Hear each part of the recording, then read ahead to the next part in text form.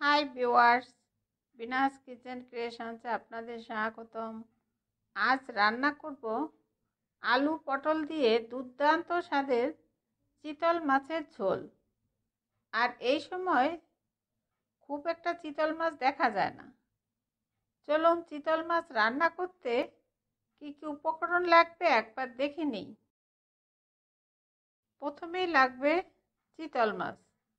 মাছগুলো ভালোভাবে ধুয়ে এরপর হলুদের গুঁড়া ও লবণ দিয়ে মেখে নিয়েছি। আর রয়েছে লম্বা করে কাটা একটা আলু আর 4-5টা পটল ভালোভাবে কেটে এরপর ধুয়ে নিয়েছি। এখন কড়াইতে পরিমাণ মতো তেল দিয়ে নিয়েছি আর তেল ভালোভাবে গরম হয়ে গিয়েছে। এরপর মেখে রাখা মাছগুলো দিয়ে হালকা গোল্ডেন করে ভেজে নিব। এখন সব মাছগুলো ভাজা হয়ে গেছে, এরপর প্লেটে তুলে নিব।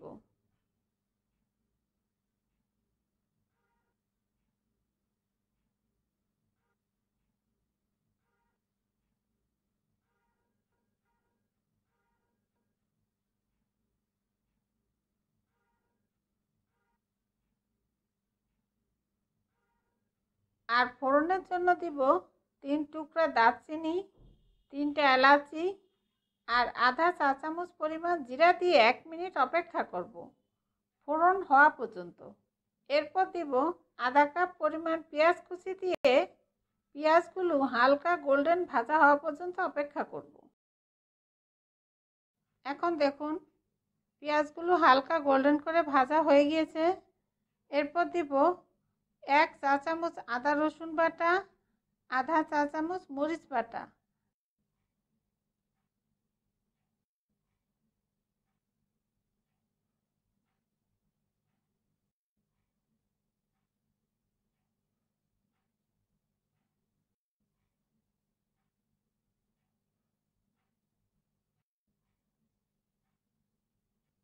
আর দিব আলু ও পটলগুলো দিয়ে হালকা একটু নেড়ে দিব।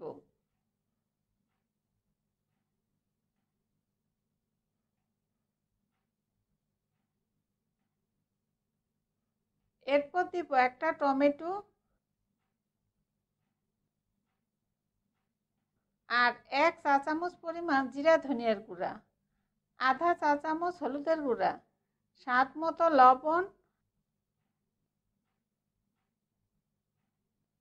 আর অল্প অল্প পানি দিয়ে মশলাগুলো ভালোভাবে কষাবো, মশলার কাঁচা গন্ধ যাওয়া পর্যন্ত। আর আলু আর পটলগুলো আলাদা করে ভেজে দেইনি, কারণ তেল যত কম খাওয়া যায়। আপনারা চাইলে ভেজে দিতে পারেন। এখন মশলাগুলো কষানো হয়ে গিয়েছে, দেখুন তেল ছাড়ছে। এরপর ঝোলের জন্য 2 কাপ পরিমাণ পানি দিয়ে ভালোভাবে নেড়ে দিব আর ঝোলের পানি ফুটে ওঠা পর্যন্ত অপেক্ষা করব।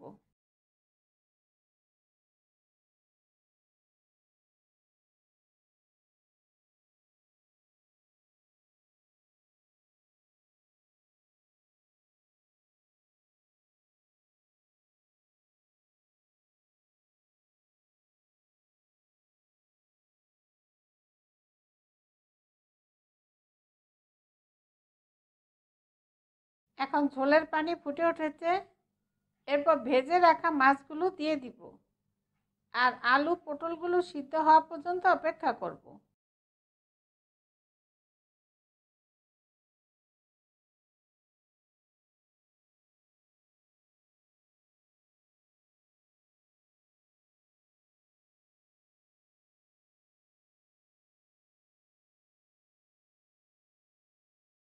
এখন আলু পটলগুলো সিদ্ধ হয়ে গিয়েছে।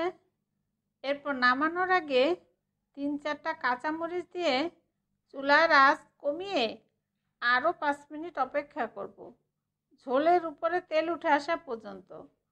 আর এই সময় কাঁচামরিচ দিলে ঝোলে ঝাল হবে না, কিন্তু দারুণ একটা সুগন্ধ আসবে। এখন 5 মিনিট অপেক্ষা করার পর দেখুন ঝোলের উপরে তেল উঠে আসছে।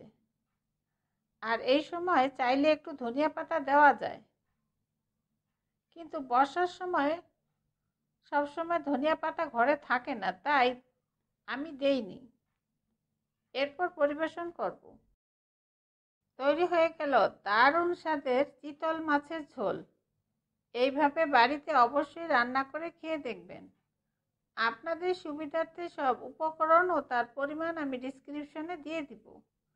আর এই রেসিপিটা আপনাদের কেমন লাগলো আমাকে কমেন্টসে জানাবেন।